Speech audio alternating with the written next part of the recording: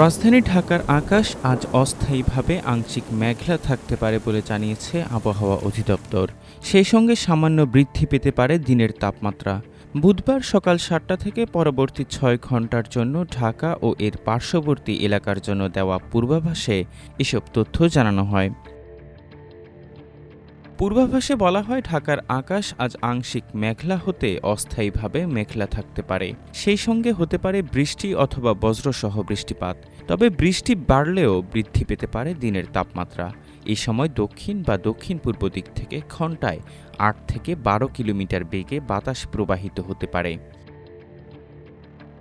গতকাল দেশের সর্বনিম্ন তাপমাত্রা ছিল ২৬.২ ডিগ্রি সেলসিয়াস। এ সময় বাতাসের আর্দ্রতার পরিমাণ ছিল ৯৫%।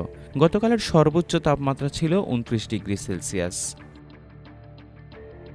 এদিকে সবশেষ সারা দেশের জন্য দেওয়া ১২০ ঘন্টার পূর্বাভাসে বলা হয়েছে, আজ রংপুর, রাজশাহী, ময়মনসিংহ ও সিলেট বিভাগের অধিকাংশ জায়গায় এবং ঢাকা, খুলনা, বরিশাল ও চট্টগ্রাম বিভাগের অনেক জায়গায় অস্থায়ীভাবে দমকা হাওয়া সহ হালকা থেকে মাঝারি ধরনের বৃষ্টি অথবা বজ্রসহ বৃষ্টিপাত হতে পারে। সেই সঙ্গে রংপুর, রাজশাহী, ময়মনসিংহ ও সিলেট বিভাগের কোথাও কোথাও মাঝারি থেকে ভারী বর্ষণ হতে পারে। সারা দেশে দিন ও রাতের তাপমাত্রা সামান্য বাড়তে পারে।